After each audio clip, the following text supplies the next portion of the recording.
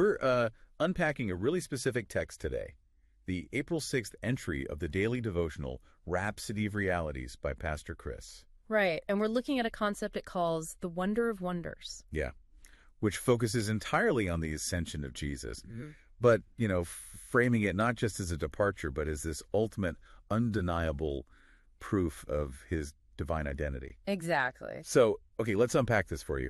Imagine, growing up sharing a roof and meals with a sibling. Oh, yeah. You'd know all their annoying habits. Right. You know all their flaws. So it would take an overwhelming amount of proof to convince you they were literally divine. I mean, yeah, that hometown skepticism is tough to beat. And that's actually exactly where the source material begins today. It connects that everyday family skepticism to how his actual biological siblings reacted to his ministry. Yeah, the devotional states that Jesus' biological siblings didn't believe in him during his earthly ministry, or even right after his resurrection, actually. Wait, hold on. Even after the resurrection? Yeah. I mean, if my sibling came back from the dead, I'm completely convinced.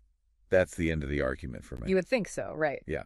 So if a literal resurrection didn't convince everyone, I mean, even some of the disciples still had doubts. Right, they did. What was the specific event that finally just stopped every argument? Well, what's fascinating here is that the text identifies the ascension as that definitive turning point. Okay, the ascension. Yeah, the source describes Jesus suddenly levitating and being taken up into heaven right in full view.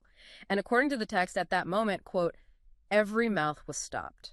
Wow. I mean, you have to think about the cultural logic there. Surviving death might just mean God performed a miracle on you, but ascending to the heavens. Right, because the skies were strictly God's domain. Exactly. Here's where it gets really interesting to me, though. He knew this would happen. The text quotes John chapter 6, verse 62, where Jesus actually challenged the Jewish crowds earlier on. Right, he says, "What and if you shall see the Son of Man ascend up where he was before?" Yeah, he knew the resurrection would be shocking, but only ascending would permanently shut down the doubts. And following this event, his siblings finally believed he was the Christ. They couldn't deny it anymore. No, they couldn't. And they, alongside their biological mother Mary, followed the disciples straight to the upper room to receive the Holy Spirit. Which sets up Acts chapter 1. Right. It wasn't just, a magical exit strategy.